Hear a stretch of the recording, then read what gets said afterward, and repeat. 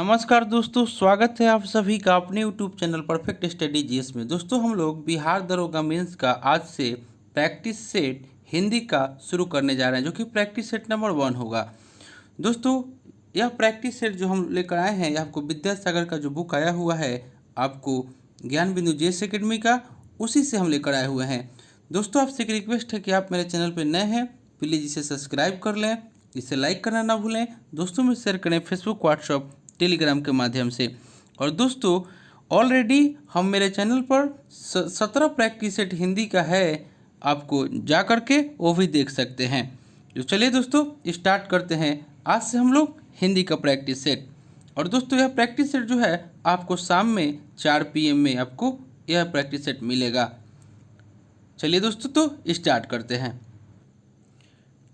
आज का पहला क्वेश्चन हो जाएगा, कह रहा है प्रश्न संख्या 1 से 10। नीचे प्रत्येक प्रश्न में एक शब्द के 4 विलोम दिए गए हैं, सही विलोम शब्द का चयन करना है। एक का राइट आंसर हो जाएगा ऑप्शन नंबर डी, यानी कि गणतंत्र जो दे रहा है इसका विलोम शब्द ऑप्शन नंबर डी हो जाएगा राजतंत्र। नेक्स्ट देख लेते हैं क्वेश्चन नंबर 2। का विलोम 2 में आपको दे रहा है गुण, इसका विलोम शब्द बताना है कि गुण का विलोम शब्द क्या होगा। 2 का राइट आंसर हो जाएगा ऑप्शन नंबर सी, अवगुण। आपको बताना है कि सृष्टि का विलोम शब्द क्या होगा। 3 का राइट आंसर हो जाएगा ऑप्शन नंबर बी, यानी कि प्रलय। क्वेश्चन नंबर 4 में आपको समष्टि है, इसका विलोम शब्द हो जाएगा ऑप्शन नंबर बी, यानी कि व्यष्टि। नेक्स्ट देख लेते हैं क्वेश्चन नंबर 5 में स्वप्न है, इसका विलोम शब्द बताना है। इसका राइट आंसर हो जाएगा ऑप्शन नंबर डी, यानी कि स्वप्न का हो जाएगा जागरण। यानी कि आपका डॉक्टर हरदेव बाहरी हिंदी शब्द अर्थ के प्रयोग के अनुसार स्वप्न का विलोम जागरण होता है और निद्रा का विलोम भी जागरण होता है, यानी कि ऑप्शन नंबर डी इसका राइट आंसर हो जाएगा। क्वेश्चन नंबर 6 में कह रहा है कि आंध्र, इसका विलोम शब्द बताना है। 6 का राइट आंसर हो जाएगा ऑप्शन नंबर बी, शुष्क हो जाएगा। क्वेश्चन नंबर 7 में दे रहा कि कुटिल, इसका विलोम शब्द जो है ऑप्शन नंबर सी हो जाएगा, यानी कि सरल। क्वेश्चन नंबर 8 में आवाहन जो दे रहा है इसका विलोम शब्द करना है। इसका राइट आंसर हो जाएगा ऑप्शन नंबर सी, यानी कि विसर्जन। क्वेश्चन नंबर 9 पौरुष जो दे रहा है इसका विलोम शब्द करना है। इसका राइट आंसर हो जाएगा ऑप्शन नंबर ए, यानी कि अपौरुष। क्वेश्चन नंबर 10 पराजय जो है इसका विलोम शब्द करना है। इसका राइट आंसर हो जाएगा ऑप्शन नंबर ए, यानी कि अपराजय। दोस्तों, आप अपने दोस्तों में ज़रूर इसे शेयर कीजिएगा फेसबुक, व्हाट्सएप, टेलीग्राम के माध्यम से। और दोस्तों, प्लीज़ लाइक ज़रूर एक कीजिएगा। क्वेश्चन नंबर 11 से 15 निम्नलिखित वाक्यांशों के लिए सही शब्द का चयन करना है, यानी कि एक शब्दों के लिए अनेक शब्द यहाँ पे पूछ रहा है, यानी कि वन वर्ड सब्स्टिट्यूशन जो इंग्लिश में बोलते हैं वही आपका है। देख लेते हैं क्या कर रहा है। क्वेश्चन नंबर 11 में आपको कह रहा है कि जल में रहने वाला प्राणी के लिए एक शब्द क्या है। 11 का राइट आंसर हो जाएगा ऑप्शन नंबर सी, यानी कि जलचर। जल में जो रहने वाला प्राणी है उसको जलचर कहते हैं, और जल में जन्म लेने वाला जो प्राणी होता है उसे जलज कहते हैं। नेक्स्ट देख लेते हैं क्वेश्चन नंबर 12 में कह रहा है कि जिसके पास कुछ न हो के लिए एक शब्द। 12 का राइट आंसर हो जाएगा ऑप्शन नंबर बी, यानी कि अकिंचन। नेक्स्ट देख लेते हैं क्वेश्चन नंबर 13 में कह रहा है कि जिसका निवारण न हो सके के लिए एक शब्द। 13 का राइट आंसर हो जाएगा ऑप्शन नंबर डी, अनिवार्य। यानी कि जिसका निवारण न हो सके के लिए एक शब्द अनिवार्य हो जाएगा, यानी कि ऑप्शन नंबर डी। नेक्स्ट देख लेते हैं क्वेश्चन नंबर 14 में आपको कह रहा है कि समस्त पृथ्वी से संबंध रखने वाला कहलाता है। 14 का राइट आंसर हो जाएगा ऑप्शन नंबर ए, उसे हम लोग सार्वभौमिक कहते हैं। नेक्स्ट देख लेते हैं क्वेश्चन नंबर 15 कह रहा कि अतीन्द्रिय शब्द का आश्रय है। 15 का राइट आंसर हो जाएगा ऑप्शन नंबर सी, यानी कि इंद्रियों की पहुंच से बाहर। नेक्स्ट देख लेते हैं क्वेश्चन नंबर 16। प्रश्न संख्या 16 से 37 नीचे दिए गए प्रश्नों के 4 विकल्प है, उचित विकल्प को चिन्हित करना है। 16 में कह रहा है कि हमारे देश में जयचंदों की कमी नहीं है, में जयचंदू संज्ञा के किस भेद के अंतर्गत आता है? 16 का राइट आंसर हो जाएगा ऑप्शन नंबर सी, यह आपको जातिवाचक संज्ञा के भेद में आता है। यानी कि कुछ व्यक्तियों में कुछ विचित्र गुण होते हैं तथा वे उनके प्रतिनिधि माने जाते हैं, ऐसी परिस्थिति में इनका जातिवाचक के रूप में प्रयोग होता है। जैसे आपको होता है कि विभीषणों से बचो, कलयुग में हरिश्चंद्र की कमी नहीं है, वह तो एकलव है, गुरु के लिए कुछ भी कर सकता है, जैसे शब्द आपको आते हैं, यानी कि वह आपको जातिवाचक हो जाते हैं। नेक्स्ट देख लेते हैं 17। कड़ा की चिड़िया आकाश में उड़ रही है, वाक में उड़ रही है क्रिया है। 17 का राइट आंसर हो जाएगा ऑप्शन नंबर सी, यह आपको एक अकर्मक क्रिया है। चिड़िया आकाश में उड़ रही है, वाक में उड़ रही अकर्मक क्रिया का उदाहरण है, यानी कि option number C. Question number 18 में कह रहा है कि उठाना क्रिया का अकर्मक रूप है। 18 का राइट आंसर हो जाएगा ऑप्शन नंबर डी, यानी कि उठना। उठाना क्रिया का अकर्मक रूप है, यानी कि उठना। नेक्स्ट क्वेश्चन देख लेते हैं। क्वेश्चन नंबर 19 कह रहा है कि निम्नलिखित में से एक अकर्मक क्रिया है। 19 का राइट आंसर हो जाएगा ऑप्शन नंबर डी, यानी कि रोना जो है यह आपको अकर्मक क्रिया है। नेक्स्ट देख लेते हैं क्वेश्चन नंबर 20 कह रहा है कि श्रोता के लिए किस सर्वनाम का प्रयोग किया जाता है। 20 का राइट आंसर हो जाएगा ऑप्शन नंबर बी, यानी कि मध्यम पुरुषवाचक सर्वनाम का प्रयोग किया जाता है। पुरुषवाचक सर्वनाम यानी कि पुरुषों के नाम के बदले आते हैं और उत्तम पुरुष में लेखक या वक्ता आता है, मध्यम पुरुष में पाठक या श्रोता और अन्य पुरुष में अन्य लोग आते हैं। ऑप्शन नंबर बी इसका राइट आंसर हो जाएगा। Question number 21। क्वेश्चन नंबर 21 में कह रहा है कि कोई और कुछ का प्रयोग इनमें से किस सर्वनाम में किया जाता है। 21 का राइट आंसर हो जाएगा ऑप्शन नंबर सी, यानी कि अनिश्चयवाचक सर्वनाम में किया जाता है। जिस सर्वनाम से किसी निश्चित वस्तु का बोध न हो उसे अनिश्चयवाचक सर्वनाम कहते हैं, जैसे कोई, कुछ, यानी कि ऑप्शन नंबर सी। नेक्स्ट देख लेते हैं क्वेश्चन नंबर 22 में कह रहा है कि जैसा करोगे वैसा भरोगे में कौन सा सर्वनाम है। 22 का राइट आंसर हो जाएगा ऑप्शन नंबर सी, इसमें संबंधवाचक सर्वनाम है। नेक्स्ट देख लेते हैं क्वेश्चन नंबर 23 में कह रहा है कि बड़े बड़ाई न करे, बड़े न बोले बोल, रहीमन हीरा कब कहे लाख टके का मोल। और रहीम द्वारा लिखित इन पंक्तियों में बड़े शब्द का प्रयोग जिस रूप में आपको हुआ है वह है। 23 का राइट आंसर हो जाएगा ऑप्शन नंबर बी, आपको संज्ञा के रूप में हुआ है। जो संज्ञा सर्वनाम की विशेषता बताए उसे विशेषण कहते हैं और उपयुक्त पंक्ति में बड़ाई, बोले बोल, बड़े शब्द की विशेषता आता है, अतः आपको बड़े शब्द जो हो जाएगा वो आपको संज्ञा हो जाएगा, यानी कि option number B. Question number 24 कह रहा है कि संज्ञाओं के साथ आने वाले विभक्तियों को क्या कहा जाता है। 24 का राइट आंसर हो जाएगा ऑप्शन नंबर बी, उसे विशिष्ट कहते हैं। यानी कि हिंदी व्याकरण में विभक्तियों के प्रयोग की विधि निश्चित है। हिंदी में दो तरह की विभक्ति है, विशिष्ट और संश्लिष्ट। संज्ञाओं के साथ आने वाले विभक्तियों विशिष्ट होती है, अर्थात अलग रहती है। जैसे राम ने सर्वनाम के साथ विभक्तियों संश्लिष्ट या मिलीजुली होती है, जैसे उसका, अपना, यानी कि ऑप्शन नंबर बी इसका राइट आंसर हो जाएगा। क्वेश्चन नंबर 25 में आपको कह रहा है कि जिस शास्त्र में शब्दों के शुद्ध रूप और प्रयोग के नियमों का निरूपण होता है उसे क्या कहते हैं। 25 का राइट आंसर हो जाएगा ऑप्शन नंबर सी, उसे व्याकरण कहते हैं। नेक्स्ट देख लेते हैं क्वेश्चन नंबर 26 में आपको कह रहा है कि राष्ट्र की भाववाचक संज्ञा है।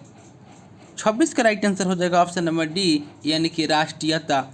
भाववाचक संज्ञा प्रायः 5 प्रकार के शब्दों से बनती है। जातिवाचक संज्ञा से, विशेषण से, सर्वनाम से, क्रिया से तथा अवयव से, और राष्ट्र जातिवाचक संज्ञा है। इसका भाववाचक संज्ञा में रूपांतरण राष्ट्रीयता हो जाएगा, ऑप्शन नंबर डी। नेक्स्ट देख लेते हैं क्वेश्चन नंबर 27 कह रहा है कि सुंदर की भाववाचक संज्ञा है। 27 का राइट आंसर हो जाएगा ऑप्शन नंबर डी, ए और बी दोनों, यानी कि सुंदरता और सौंदर्य। नेक्स्ट देख लेते हैं क्वेश्चन नंबर 28 में कह रहा है कि आज हिंदी के अध्यापक ने कक्षा नहीं ली, वाक्य में अर्थ के आधार पर वाक्य है। 28 का राइट आंसर हो जाएगा ऑप्शन नंबर बी, यानी कि आपको निषेधवाचक वाक्य है। जिस वाक्य से किसी बात या कार्य के न होने का बोध हो वह आपको निषेधात्मक वाक्य होता है, option number B. Question number 29 में आपको कह रहा है कि भाषा विज्ञान की दृष्टि में प्रयत्न लाघव का अर्थ है। 29 का राइट आंसर हो जाएगा ऑप्शन नंबर डी, यानी कि उच्चारण की सुविधा। भाषा विज्ञान की दृष्टि में प्रयत्न लाघव का अर्थ उच्चारण की सुविधा है और इसे मुख्य सुख भी कहा जाता है, ऑप्शन नंबर डी। नेक्स्ट देख लेते हैं 30 में कह रहा है कि टकसाली भाषा कहते हैं। 30 का राइट आंसर हो जाएगा ऑप्शन नंबर सी, यानी कि परिनिशिष्ट भाषा को। नेक्स्ट देख लेते हैं क्वेश्चन नंबर आपको 31 में कह रहा है कि न्यायालयीय भाषा में शब्द और अर्थ में डैश रहती है। 31 का राइट आंसर हो जाएगा ऑप्शन नंबर ए, यानी कि निश्चितता रहती है। नेक्स्ट देख लेते हैं क्वेश्चन नंबर 32 कह रहा है कि कोई भी बोली या भाषा मानकता प्राप्त करने पर हो जाती है। 32 का राइट आंसर हो जाएगा ऑप्शन नंबर ए, यानी कि दुरूह हो जाती है। नेक्स्ट देख लेते हैं, यानी कि किसी भी बोली या भाषा की मानकता होती है जिसे प्राप्त कर लेने पर वह बोली या भाषा सरल हो जाती है। यानी कि किसी भी बोली या भाषा की मानकता होती है जिसे प्राप्त कर लेने पर आपको उसकी भाषा सरल हो जाती है। दोस्तों इसका राइट आंसर हो जाएगा ऑप्शन नंबर बी, यानी कि सरल। हम गलत बता दिए थे, सरल हो जाएगा। नेक्स्ट देख लेते हैं क्वेश्चन नंबर 33 कह रहा है कि ध्वनि संप्रदाय को व्यवस्थित करने का श्रेय किसे जाता है। 33 का राइट आंसर हो जाएगा ऑप्शन नंबर ए, यानी कि आनंदवर्धन। नेक्स्ट देख लेते हैं क्वेश्चन नंबर 34 कह रहा है कि मम्मट किस संप्रदाय के आचार्य है। 34 का राइट आंसर हो जाएगा ऑप्शन नंबर बी, यह आपको अलंकारवादी संप्रदाय के आचार्य है। संस्कृत वाक्यांश के प्रमुख वाद प्रवर्तक और काल रस संप्रदाय भरत मुनि 2वीं शताब्दी, अलंकार संप्रदाय भामह मम्मट 6ठी शताब्दी और रीति या गुण संप्रदाय वामन 8वीं शताब्दी। नेक्स्ट देख लेते हैं क्वेश्चन नंबर 35 में कह रहा है कि नाट्य शास्त्र ग्रंथ के रचयिता कौन है। इसका राइट आंसर हो जाएगा ऑप्शन नंबर सी, भरत मुनि। 36 में कह रहा है कि इनमें से भरत मुनि के द्वारा लिखित ग्रंथ है। 36 का राइट आंसर हो जाएगा ऑप्शन नंबर सी, यानी कि नाट्यशास्त्र। क्वेश्चन नंबर 37 कह रहा है कि निम्नलिखित में से कौन सा युग्म सही नहीं है। 37 का राइट आंसर हो जाएगा ऑप्शन नंबर सी, आचार्य मम्मट मुक्तिवाद जो है यह आपका सही नहीं है। भट्ट नायक के मत में रस निष्पत्ति का अर्थ भुक्ति है, जिसे मुक्तिवाद भी कहा जाता है। यानी कि आपको तीनों विकल्प सही हो जाएगा। भट्टलोटक, उत्पत्तिवाद, शंकुक, अनुमितिवाद और अभिनवगुप्त में अभिव्यक्तिवाद, और ये आपका जो है सही नहीं है, option number C. Question number 38 से 42 इन प्रश्नों में प्रत्येक में 4 विकल्प दिए गए हैं, जिनमें से 3 अनेकार्थी शब्द की श्रेणी में आते हैं। जो शब्द इस श्रेणी में नहीं आती उसका चयन करना है। 38 का राइट आंसर हो जाएगा ऑप्शन नंबर डी, यानी कि किरण। अंबर, वस्त्र तथा आकाश अनेकार्थी शब्द की श्रेणी में आते हैं और किरण जो है इसमें भिन्न हो जाएगा, option number D. Question number 39 इसका right answer option number B हो जाएगा, यानी कि दूध। मधु, शहद तथा शराब अनेकार्थी शब्द के अंतर्गत आते हैं और दूध जो है इनसे भिन्न है। क्वेश्चन नंबर 40 का right answer option number C हो जाएगा, ब्राह्मण, यानी कि इंद्र, सिंह, सूर्य अनेकार्थी शब्द है जबकि ब्राह्मण इससे भिन्न है। क्वेश्चन नंबर 41 इसका राइट आंसर ऑप्शन ए हो जाएगा, यानी कि सजा। बल, शक्ति तथा सेना तीनों अनेकार्थ शब्द है, उस यानी कि अनेकार्थ शब्द के अंतर्गत आते हैं और सजा जो है इससे भिन्न है। क्वेश्चन नंबर 42 इसका right answer option number D हो जाएगा, यानी कि मोती। तात, पूज्य तथा पिता अनेकार्थक शब्द के अंतर्गत आते हैं और मोती इससे भिन्न है। अनेकार्थी शब्द नाग का निम्नलिखित में से एक अर्थ है। 43 का राइट आंसर हो जाएगा ऑप्शन नंबर ए, हाथी। नाग का अनेकार्थी शब्द सांप, हाथी, पर्वत, बादल, दुष्ट इत्यादि होते हैं। 44 क्वेश्चन नंबर 44 में कह रहा है कि निम्नलिखित शब्दों में से एक का अर्थ तिरछी नजर तथा आक्षेप है। 44 का राइट आंसर हो जाएगा ऑप्शन नंबर डी, यानी कि कटाक्ष। तिरछी नज़र तथा आक्षेप का अर्थ एक कटाक्ष है, ऑप्शन नंबर डी। 45 में कह रहा है कि निम्नलिखित शब्दों में से एक का अर्थ धन, मतलब, कारण और लिए है। 45 का राइट आंसर हो जाएगा ऑप्शन नंबर सी, यानी कि अर्थ। अर्थ का अनेकार्थक धन, मतलब तथा कारण होता है। दोस्तों आपसे एक रिक्वेस्ट है, आप मेरे चैनल पर नए हैं इसे सब्सक्राइब कर लें और इसे लाइक करें, दोस्तों में शेयर करें, फेसबुक, व्हाट्सएप, टेलीग्राम के माध्यम से।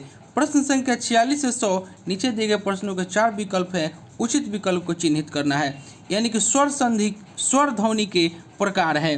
46 का राइट आंसर हो जाएगा ऑप्शन नंबर डी, उपयुक्त तीनों, माफ कीजिएगा, उपयुक्त तीनों यानी कि दीर्घ, फलूत और ह्रस्व। स्वर संधि के 3 भेद होते हैं, ह्रस्व स्वर, दीर्घ स्वर और फलूत स्वर।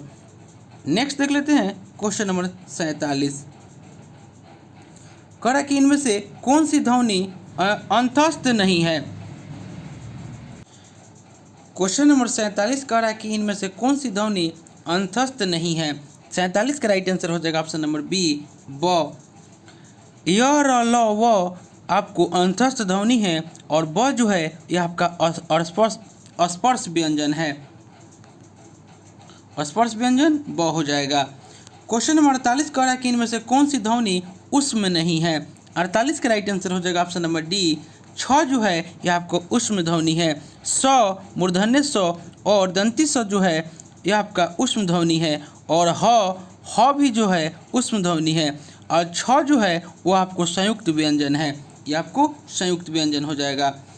क्वेश्चन नंबर 49 में कह रहा है कि ब्रज भाषा क्या है। 49 का राइट आंसर हो जाएगा ऑप्शन नंबर बी, यह आपको पश्चिमी हिंदी है।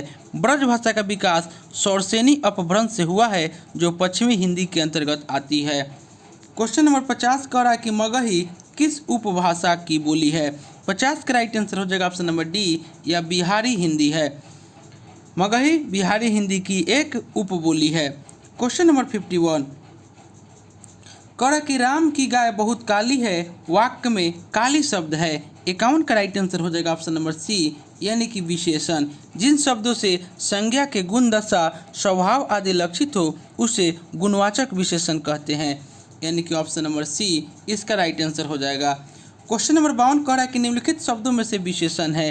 52 का राइट आंसर हो जाएगा ऑप्शन नंबर डी, पांचवा जो है वो आपको विशेषण है। पांचवा शब्द क्रमवाचक विशेषण है और यह निश्चित संख्यावाचक के अंतर्गत आता है। क्वेश्चन नंबर 53 कह रहा है कि निम्नलिखित में से कौन समूहवाचक विशेषण है। 53 का राइट आंसर हो जाएगा ऑप्शन नंबर सी, यानी कि चारों निश्चित संख्यावाचक विशेषण है और इसे समूहवाचक विशेषण भी कहा जाता है। नेक्स्ट देख लेते हैं 53 के right answer option number C, यानी कि चारों। क्वेश्चन नंबर 54 कह रहा है कि दूसरा लड़का कहाँ गया, वाक्य में दूसरा किस प्रकार का विशेषण है। 54 का राइट आंसर हो जाएगा ऑप्शन नंबर सी, माफ कीजिएगा ऑप्शन नंबर सी, यानी कि यह आपको क्रमवाचक विशेषण है। ऑप्शन नंबर सी हो जाएगा क्रमवाचक। नेक्स्ट देख लेते हैं क्वेश्चन नंबर 55 में कह रहा है कि उत्साह शब्द का विशेषण है। 55 का राइट आंसर हो जाएगा ऑप्शन नंबर बी, उत्साहित। नेक्स्ट देख लेते हैं क्वेश्चन नंबर 56 में कह रहा है कि निम्नलिखित में से कौन सा शब्द वर्तनी की दृष्टि से शुद्ध है। 56 का राइट आंसर हो जाएगा ऑप्शन नंबर सी, यानी कि वाल्मीकि जो है यह आपका शुद्ध है। नेक्स्ट देख लेते हैं क्वेश्चन नंबर 57। क्वेश्चन नंबर 57 में आपको कह रहा है कि इनमें से शुद्ध वर्तनी का शब्द है। 57 का राइट आंसर हो जाएगा ऑप्शन नंबर सी, यानी कि कृषांगी जो है यह आपको शुद्ध वर्तनी का शब्द है। क्वेश्चन नंबर 58 कह रहा है कि वर्तनी की दृष्टि से इनमें से अशुद्ध शब्द है। 58 का राइट आंसर हो जाएगा ऑप्शन नंबर सी, भास्कर जो है यह आपका अशुद्ध शब्द है। भास्कर को हम लोग, भास्कर यह आपका शुद्ध हो जाएगा, यह मूर्धन्य स इसमें दिया हुआ है और जो दिया हुआ है चारों वो आपका शुद्ध है। क्वेश्चन नंबर 59 कह रहा है कि इनमें से एक शब्द की वर्तनी अशुद्ध है, वह है। 59 का राइट आंसर हो जाएगा ऑप्शन नंबर ए, यानी कि द्वारिका जो है वह आपको अशुद्ध है।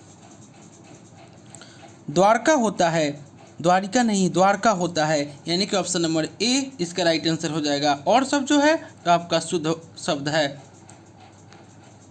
क्वेश्चन नंबर 60 में कह रहा है कि निम्नलिखित में से किस शब्द की वर्तनी अशुद्ध है? 60 का राइट आंसर हो जाएगा ऑप्शन नंबर ए, यानी कि ज्योत्सना जो दे रहा है यह आपका अशुद्ध वर्तनी है। ज्योत्सना में आपको आधा पूरा 100 हो जाता है, यानी कि ज्योत्सना हो जाएगा शुद्ध वर्तनी, यानी कि आधा 100 हो जाएगा, पूरा 100 नहीं होगा। यानी कि ज्योत्सना में यहाँ पूरा 100 दे रहा है, यहाँ पे आधा 100 हो जाएगा, ये आपका राइट आंसर हो जाएगा। क्वेश्चन नंबर 61 में कह रहा है कि कल्पांत शब्द में कौन सी संधि है? 61 का राइट आंसर हो जाएगा ऑप्शन नंबर सी, यानी कि दीर्घ संधि है। कल्पांत में दीर्घ संधि है। इसका संधि विच्छेद हो जाएगा कल्प प्लस अंत होता है, और यहाँ अ प्लस अ मिलकर आ हो गया है, यह आपको दीर्घ संधि हो जाएगा। कल्पांत का होता है आपको कल्प प्लस अंत, और यह आपको दीर्घ संधि हो जाएगा। क्वेश्चन नंबर 62 कह रहा कि अपेक्षते का सही संधि विच्छेद होगा। 62 का राइट आंसर हो जाएगा ऑप्शन नंबर डी, अपी प्लस इक्षते, अपेक्षते। नेक्स्ट देख लेते हैं क्वेश्चन नंबर 63 में कह रहा है कि नैतत्व में संधि विच्छेद होगा। 63 का राइट आंसर हो जाएगा ऑप्शन नंबर ए, यानी कि न प्लस ए तत्व। नेक्स्ट देख लेते हैं क्वेश्चन नंबर 64 कह रहा है कि अन्यान्य शब्द का संधि विच्छेद होगा। 64 का राइट आंसर हो जाएगा ऑप्शन नंबर बी, यानी कि अन्न प्लस अन्न। नेक्स्ट देख लेते हैं क्वेश्चन नंबर आपको 65 कह रहा है कि निम्नलिखित में से किस शब्द में स्वर संधि है? 65 का राइट आंसर हो जाएगा ऑप्शन नंबर सी, यानी कि भानुदय। भानुदय में स्वर संधि है। भानुदय शब्द का संधि विच्छेद भानु प्लस उदय होता है, और आपको दीर्घ स्वर संधि हो जाएगा, यानी कि दीर्घ स्वर संधि, option number C right answer हो जाएगा। 66 में कह रहा है कि रसोई घर का समास विग्रह है। 66 का राइट आंसर हो जाएगा ऑप्शन नंबर ए, यानी कि रसोई के लिए घर। क्वेश्चन नंबर 67 कह रहा है कि निम्नलिखित शब्दों में से किस शब्द में तत्पुरुष समास है? 67 का राइट आंसर हो जाएगा ऑप्शन नंबर सी, यानी कि पराधीन जो है यह आपको तत्पुरुष समास है। पराधीन शब्द में तत्पुरुष समास है, और इसका समास विग्रह पर दूसरे के अधीन होता है, और यह संबंध कारक तत्पुरुष समास है, यानी कि संबंध कारक तत्पुरुष में जो होता है का के की विभक्ति का चिन्ह होता है, ऑप्शन नंबर सी। 68 में कह रहा है कि ध्यान मग्न में कौन सा समास है? 68 का राइट आंसर हो जाएगा ऑप्शन नंबर सी, इसमें आपको तत्पुरुष समास है, और यह अधिकरण तत्पुरुष समास का उदाहरण है, option number C. Question number 69 कह रहा है कि जिस समास में उत्तर पद की प्रधानता होती है उसे कहते हैं। 69 का राइट आंसर हो जाएगा ऑप्शन नंबर ए, उसे तत्पुरुष समास कहते हैं। नेक्स्ट देख लेते हैं क्वेश्चन नंबर 70 में कह रहा है कि मुहुतूर में समास है। 70 का राइट आंसर हो जाएगा ऑप्शन नंबर ए, इसमें आपको तत्पुरुष समास है। मुहुतूर शब्द में कर्म तत्पुरुष समास है, जिसका विग्रह मुंह को तोड़ने वाला होता है, ऑप्शन नंबर ए राइट आंसर हो जाएगा। 71 में कह रहा है कि भाषा का मूल या प्रारंभिक रूप कौन सा है? 71 का राइट आंसर हो जाएगा ऑप्शन नंबर बी, मौखिक रूप। नेक्स्ट देख लेते हैं क्वेश्चन नंबर 72 कह रहा कि हिंदी को भारतीय संविधान में संघ की राजभाषा के रूप में कब मान्यता मिली? 72 का राइट आंसर हो जाएगा ऑप्शन नंबर ए, 14 सितंबर 1949 को। नेक्स्ट देख लेते हैं क्वेश्चन नंबर 73 में कह रहा है कि मानक हिंदी का विकास किस हिंदी से हुआ? 73 का राइट आंसर हो जाएगा ऑप्शन नंबर सी, यानी कि खड़ी बोली हिंदी से हुआ। क्वेश्चन नंबर 74 में कह रहा है कि भाषा के संदर्भ में अशुद्ध तथ्य है। 74 का राइट आंसर हो जाएगा ऑप्शन नंबर सी, यानी कि भाषा सामाजिक वस्तु नहीं है, ये आपको अशुद्ध हो जाएगा। क्वेश्चन नंबर 75 में आपको कह रहा है कि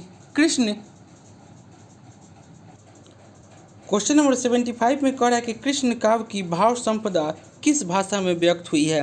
75 का राइट आंसर हो जाएगा ऑप्शन नंबर बी, यानी कि ब्रज भाषा में। नेक्स्ट देख लेते हैं क्वेश्चन नंबर 76 में कह रहा है कि हिंदी का प्रथम व्याकरण लिखने वाले विद्वान हैं। 76 का राइट आंसर हो जाएगा ऑप्शन नंबर ए, यानी कि जोशुआ केटलर। नेक्स्ट देख लेते हैं क्वेश्चन नंबर 77 कह रहा है कि हिंदी साहित्य के इतिहास लेखन का शुरुआत सर्वप्रथम किस भाषा में हुआ? 77 का राइट आंसर हो जाएगा ऑप्शन नंबर बी, फ्रेंच भाषा में हुआ। क्वेश्चन नंबर 78 कह रहा है कि हिंदी साहित्य का इतिहास लिखने वाले प्रथम लेखक का नाम है। 78 का राइट आंसर हो जाएगा ऑप्शन नंबर बी, यानी कि गरसा द तासी। नेक्स्ट देख लेते हैं क्वेश्चन नंबर 79। कह रहा है कि प्रेम सागर की रचना किसने की? 79 का राइट आंसर हो जाएगा option number A, Lallu Lal ji. Question number 80। कह रहा है कि भापा योग वशिष्ठ के लेखक है। 80 का राइट आंसर हो जाएगा option number C, Ram Prasad Niranjani. Question number 81। कह रहा है कि खड़ी बोली हिंदी की पहली रचना है। 81 का राइट आंसर हो जाएगा ऑप्शन नंबर ए, यानी कि प्रेम सागर। कबीर बानी के डिरेक्टर थे और यह आपको माफ़ कीजिएगा ऑप्शन नंबर ए, यानी कि प्रेम सागर। खड़ी बोली हिंदी की पहली रचना प्रेम सागर है, जो कि लल्लू लाल जी के द्वारा लिखित है।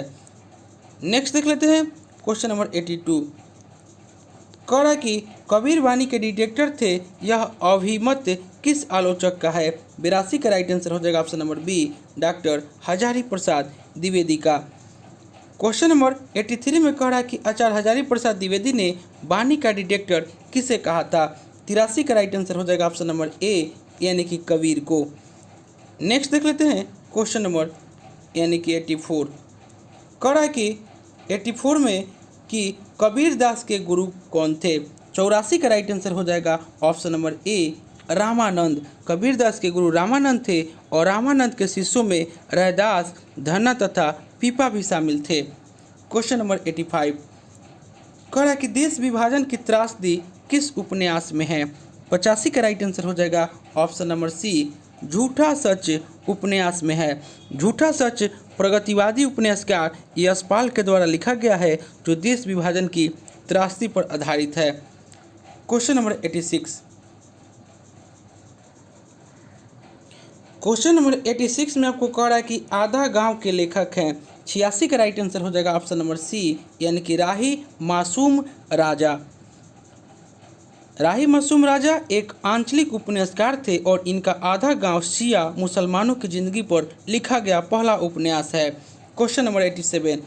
कह रहा है कि वान भट्ट की आत्मकथा है। 87 का राइट आंसर हो जाएगा ऑप्शन नंबर डी, एक उपन्यास। वान भट्ट की आत्मकथा एक उपन्यास है। वान भट्ट की आत्मकथा के लेखक आचार्य हजारी प्रसाद द्विवेदी जी हैं।